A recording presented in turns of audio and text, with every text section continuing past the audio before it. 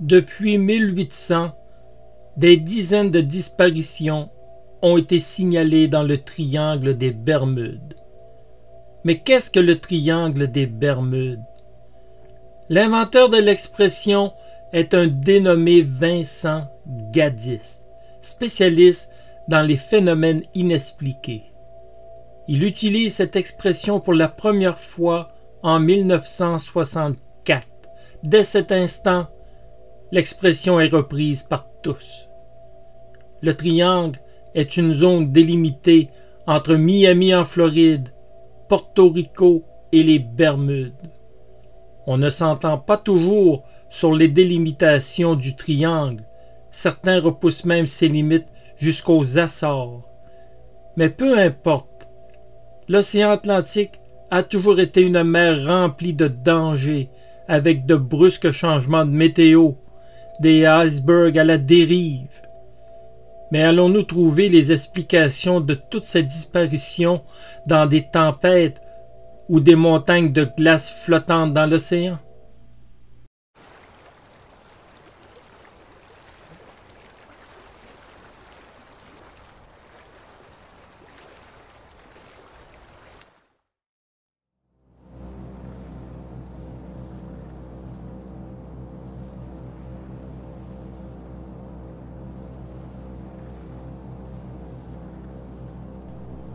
En 1945, la zone atteint sa notoriété avec la disparition du vol 19 avec ses 5 bombardiers Avenger. Comment expliquer que 5 avions modernes dotés d'instruments de navigation en contact constant avec la Terre aient pu disparaître à jamais? 5 bombardiers qui étaient à peine à 200 km de la terre ferme. Pourtant, on n'a jamais retrouvé la moindre trace du vol 19 et encore de nos jours, le mystère n'est pas éclairci. Mais si le vol 19 est l'histoire la plus célèbre du triangle, il y en a eu d'autres tout aussi intrigantes. Ensemble, nous allons les regarder. Est-ce que certaines de ces disparitions tiennent de la légende urbaine? Vous vous ferez votre opinion. Mais il est indéniable que cette zone du monde renferme des secrets inexpliqués à ce jour.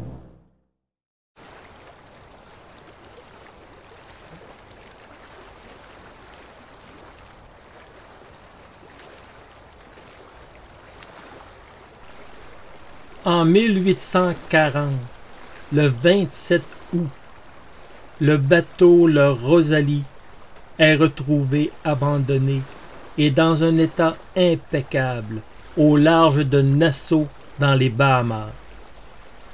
Les voiles sont hissées, toute la cargaison est à bord, du vin, des fruits, de la soierie, et le tout d'une grande valeur. Les papiers du capitaine sont à leur endroit dans sa cabine. Fait troublant, il y a 1 mètre d'eau dans la cale, mais on ne trouve aucune voie d'eau. Donc, de quelle façon l'eau a pu s'infiltrer dans la cale? Le mystère est complet. À l'exception d'un chat, il n'y a aucune créature vivante à bord. Toutes les cabines sont en parfait ordre. Aucune trace de violence sur le Rosalie. Comment expliquer la disparition de l'équipage? Si des pirates attaquent le navire, il est inconcevable de retrouver le Rosalie dans cet état.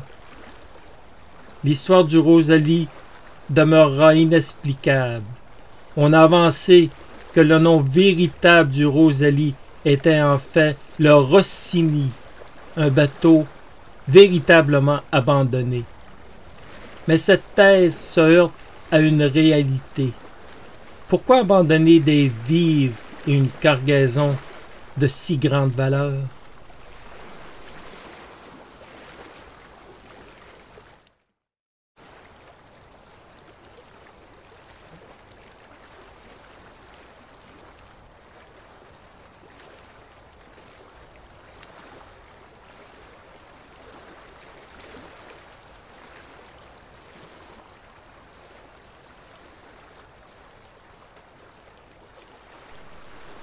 Le Marie Céleste était une goélette de 30 mètres, partie de New York pour Gênes au début du mois de novembre 1872.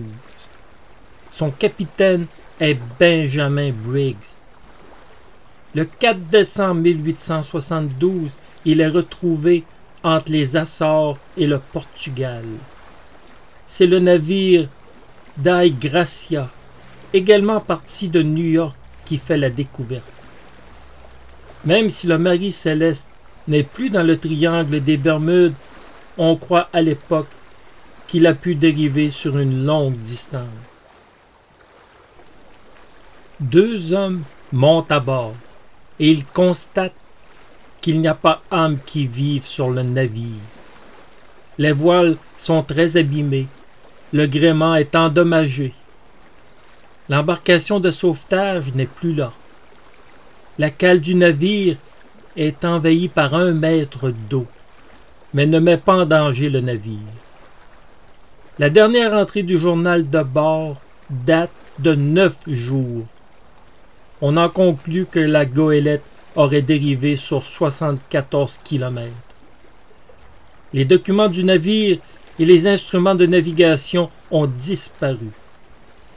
On remorque le Marie Céleste jusqu'à Gibraltar. On examine alors une possibilité de mutinerie, une autre de piraterie ou d'escroquerie à l'assurance. Mais aucune de ces options ne fut concluante. On remit le Marie Céleste en service jusqu'en 1885. Le mystère demeure entier. Tout l'équipage a quitté un navire avec plein de provisions, nullement en danger de couler. Mais pour aller où?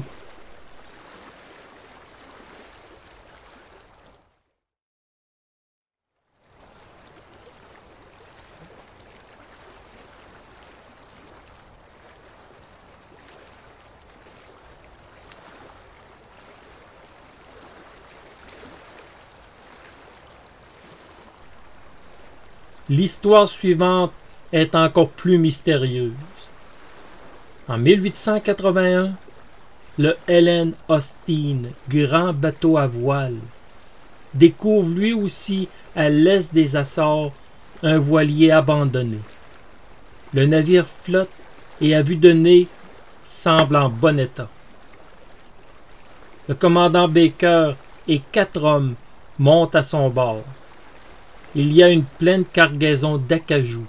Le livre de bord est disparu et les plaques pouvant identifier le voilier ont disparu.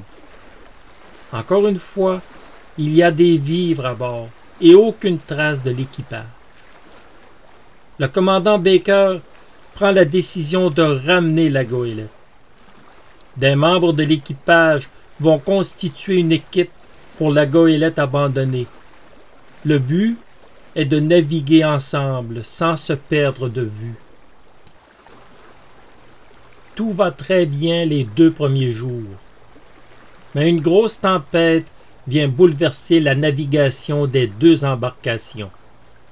Une fois que la tempête s'est calmée, le Helen Austin se rend compte qu'il est seul.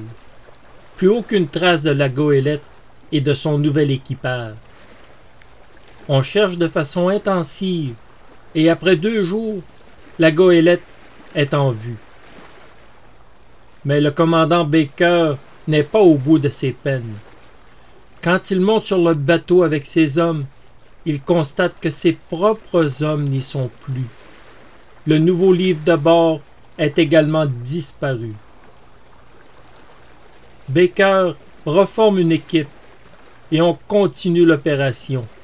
Les hommes ont pour instruction de rester en vue de l'Helen Austin. Tout va bien la première journée, mais la pluie se met à tomber fortement le deuxième jour. La goélette perd du terrain. Elle disparaît dans la brume. L'Helen Austin cherche, crie. On fait retentir la corne de brume, mais sans succès. La goélette, sans nom, disparaît à jamais.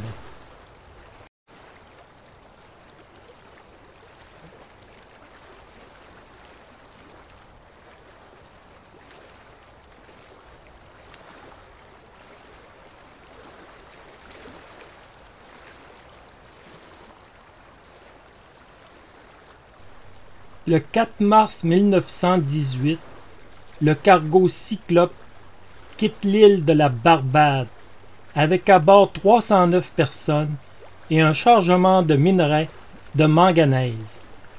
Le navire d'une longueur de 180 mètres était l'un des plus grands de la marine américaine. Il se dirigeait vers Baltimore, mais il n'est jamais arrivé. Il n'a jamais envoyé de signal SOS et on n'a jamais retrouvé la moindre trace du cargo. On a soupçonné un sous-marin allemand, mais on n'a relevé aucune présence de sous-marin dans la région. On a aussi éliminé la thèse d'un champ de mines. Le département de la marine américaine déclara textuellement: « La disparition du Cyclope est l'un des cas les plus importants et les plus insolubles dans les annales de la marine. Le lieu du sinistre n'est même pas établi. Les causes du sinistre sont inconnues. Aucune trace du navire n'a été retrouvée. » Le président Wilson a déclaré que seul Dieu et la mer savent ce qui est arrivé au navire. C'était le mystère total. Le Cyclope apparaît encore dans les pages de la presse, et pas seulement comme l'un des personnages légendaires du triangle des Bermudes. Il s'agit du premier grand navire équipé d'un émetteur radio qui disparaît sans envoyer le moindre signal SOS, et du plus grand navire de l'US Navy qui disparaît sans laisser aucune trace. Chaque année, en mars, on célèbre l'anniversaire de sa disparition. Des articles sur cet événement mystérieux sont réécrits. De nouvelles théories sont avancées. Sa disparition continue à ce jour, non sans raison, d'être qualifiée de l'énigme la plus insoluble dans les annales de la marine. Nous sommes en 1918. On ne trouve aucune trace du Cyclope, pas le moindre débris, et malgré un système de communication à la fine pointe de la technologie à l'époque, aucun message de détresse. Un paquebot de 180 mètres qui coule dans le silence.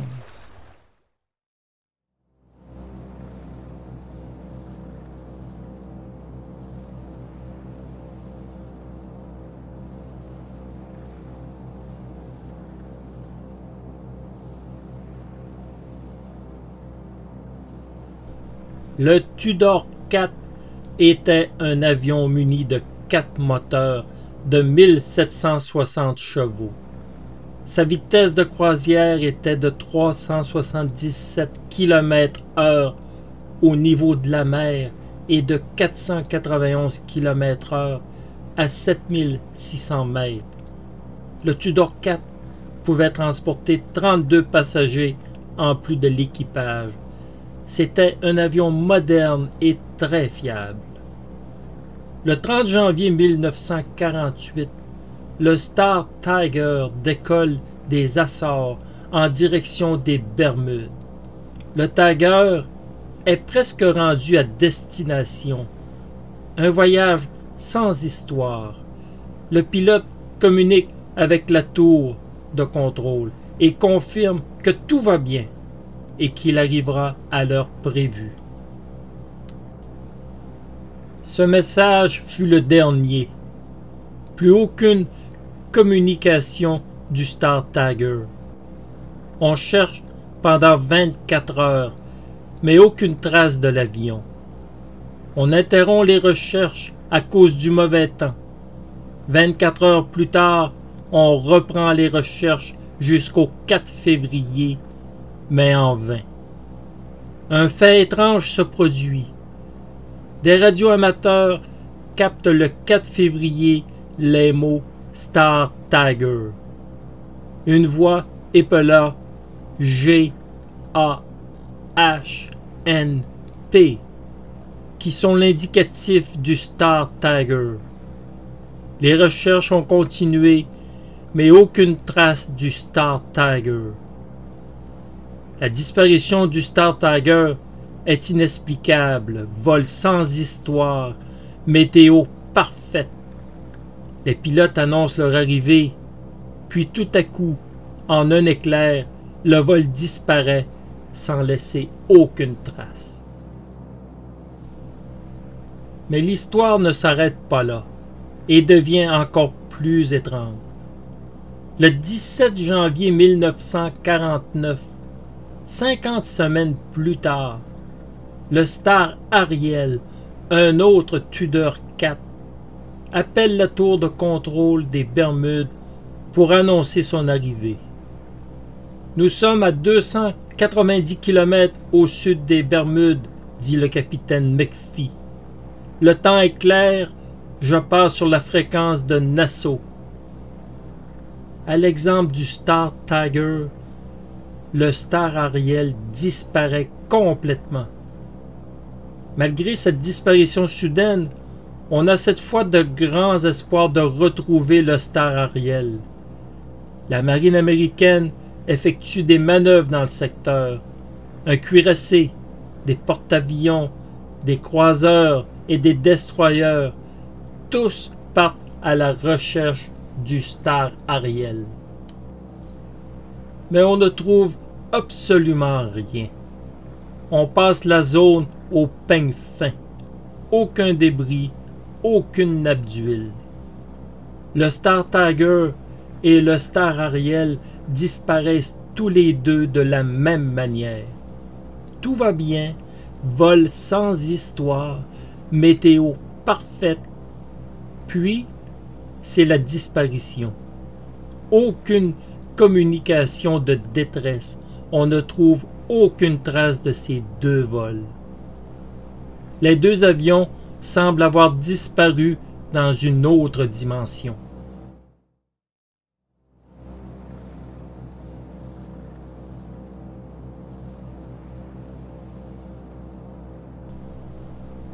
Le 5 juin 1965, à 19h47, un C-119 Flying Boxcar de l'aviation américaine décolle de la base de Homestead pour les îles Turques dans les Bahamas avec 10 personnes à bord. À 23h25, la garde côtière se rend compte de sa disparition. Les recherches durent pendant 5 jours et une fois de plus sans succès.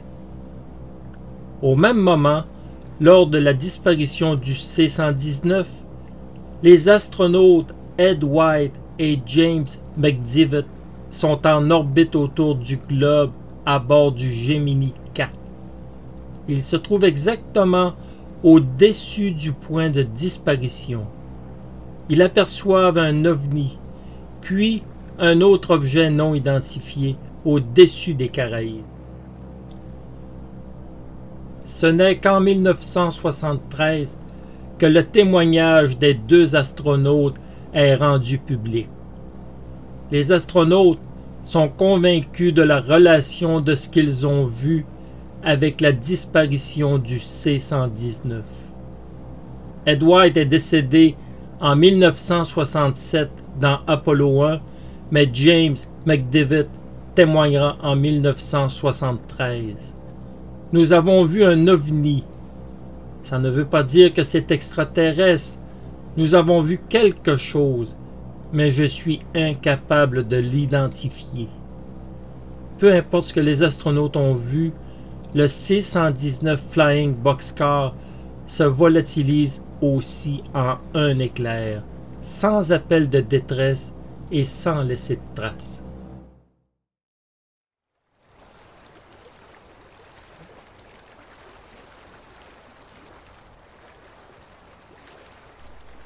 Le 7 et 8 juillet 1969, une violente tempête s'abat sur les côtes et au large de la Bretagne.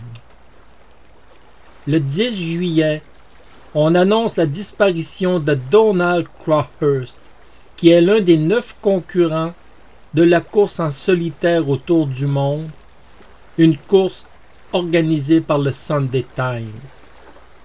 On pense à tort qu'il est victime de la tempête, mais on se rend compte que c'est une erreur. Les Açores ont bel et bien été épargnés par la tempête. Un paquebot découvre l'Électron, le trimaran de Crowhurst, à 1100 km à l'ouest des Açores. À bord, tout est en place. Le livre de bord et les 2 canots de sauvetage sont à leur endroit, mais aucune trace de Crowhurst. On conclut que Donald Crowhurst a possiblement triché en ne quittant pas l'Atlantique et qu'il s'est probablement suicidé. Mais l'histoire n'est pas si simple. On se rend compte que ce n'est pas si certain la thèse du suicide. En effet, Crowhurst est l'un des 5 incidents mystérieux qui se sont produits depuis 12 jours dans cette région. Le 2 juillet, le vapeur anglais Maple Bank aperçoit un navire de 20 mètres qui dérive la quille en l'air. Le 4 juillet, le navire Kotaxi aperçoit un yacht de 10 mètres, toute voile dehors, sans personne à bord. Le 6 juillet, le yacht Golar Frost accoste le Vagabond, un sloop de 6 mètres qui appartient au navigateur suédois Peter Wallin, qui était en route pour l'Australie. Tout est en ordre sur le bateau, mais aucune trace de Wallin. Le 8 juillet, le pétrolier Elisoma signale la rencontre d'un yacht de 12 mètres, la quille en l'air. Décidément, le mois de juillet 1969 est le mois des disparitions, ou tout simplement, est-ce dû au mystère du triangle des Bermudes? On parla aussi du mystère de la latitude 35, car toutes ces découvertes avaient eu lieu par 35 degrés de latitude nord.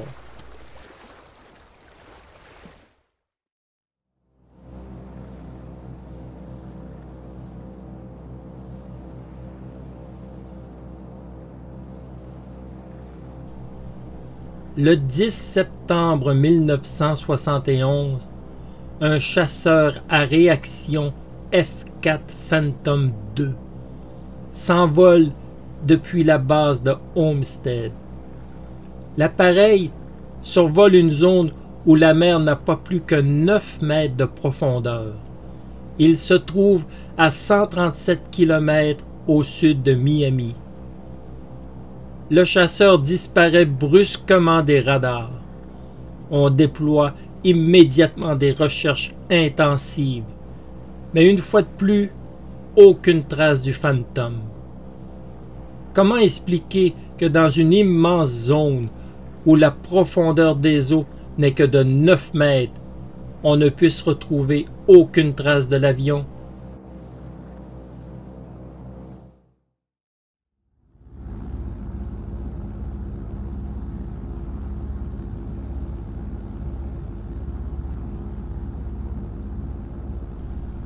Le 31 mars 1984, le Cessna 201 quitte Fort Lauderdale pour l'île de Bimini, aux Bahamas. L'équipage est expérimenté. À mi-chemin, les choses dont on ignore les origines tournent mal. L'avion disparaît des radars et encore une fois, aucun signal de détresse, comme si l'avion disparaissait en un éclair. Malgré le témoignage d'une femme qui a vu plonger l'avion et les recherches à l'endroit exact, on ne retrouve aucune trace du Cessna 201.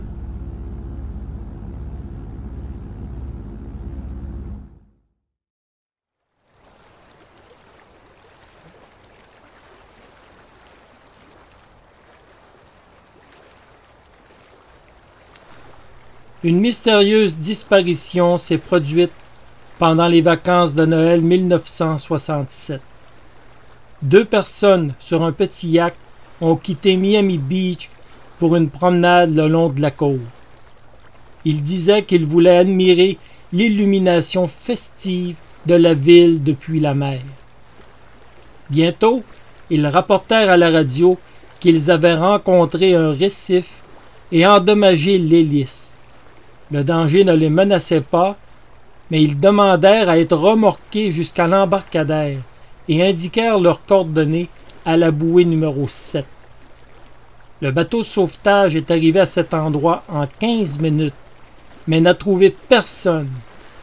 Une alarme a été déclenchée, mais les recherches n'ont donné aucun résultat. Ni les personnes, ni le yacht, ni les débris n'ont été retrouvés. Tout a disparu sans laisser de traces.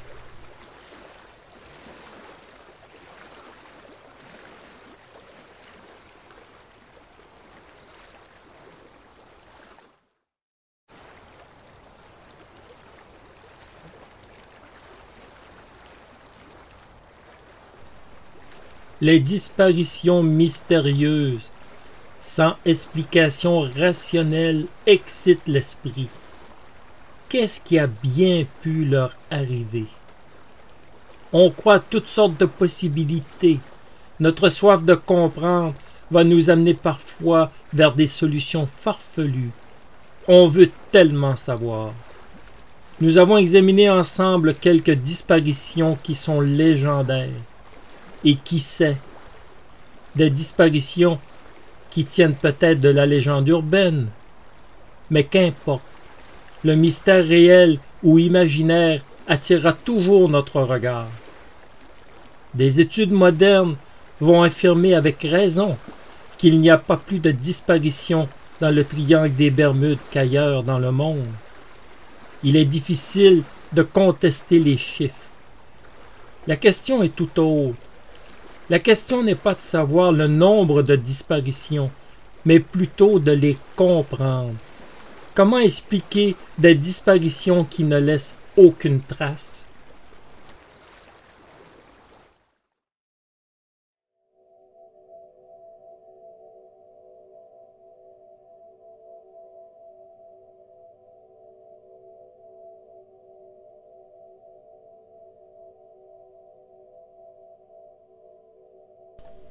Toutes les théories sont avancées pour expliquer les anomalies du triangle des Bermudes, la distorsion spatio-temporelle, les éruptions soudaines de méthane ou des rayons mortels venant du fond de la mer, la cité perdue de l'Atlantide qui apparaît soudain devant un bateau. Bien sûr que les extraterrestres vont être mentionnés, les champs magnétiques de la Terre ou encore des vagues scélérates qui à elles seules peuvent engloutir les plus gros navires. Ou encore un immense plateau rocheux sous-marin qui peut éventrer la coque des navires. Les thèses ne manquent pas. Toutes ces thèses sont excitantes, parfois farfelues, mais toujours excitantes à explorer. En conclusion, aujourd'hui, que reste-t-il du mystère du triangle des Bermudes? Le phénomène s'est atténué depuis les années 70. Par contre, l'instrumentation des avions et des bateaux est plus précise que jamais. On est en mesure de savoir exactement où l'on se trouve au kilomètre près. On est en mesure de contourner les tempêtes aujourd'hui avec beaucoup plus de facilité. On ne dénombre pas aujourd'hui plus de disparitions dans l'océan Atlantique qu'ailleurs dans le monde. Le vol 19 demeure bien sûr un événement hors du commun qui demeurera le plus gros mystère aérien de l'histoire. Mais était-ce dû au triangle des Bermudes ou tout simplement à des erreurs humaines? Les bateaux fantômes retrouvés sans personne à bord ont-ils été tout simplement abandonnés par les marins? A-t-on embelli les histoires avec le temps pour exciter notre curiosité? Tout est possible, nul ne le sait. On ne retrouve plus les restes des avions qui s'abîment en mer, mais la profondeur et la superficie de l'océan est immense. Il faut prendre en compte que cette zone a une superficie de 4 millions de kilomètres carrés. Aussi, le trafic maritime est le plus important du monde. Les conditions météo ne sont pas plus problématiques dans l'Atlantique que dans les autres océans du monde. Toutes ces affirmations sont incontestables, mais il est aussi incontestable que certaines disparitions dépassent l'entendement.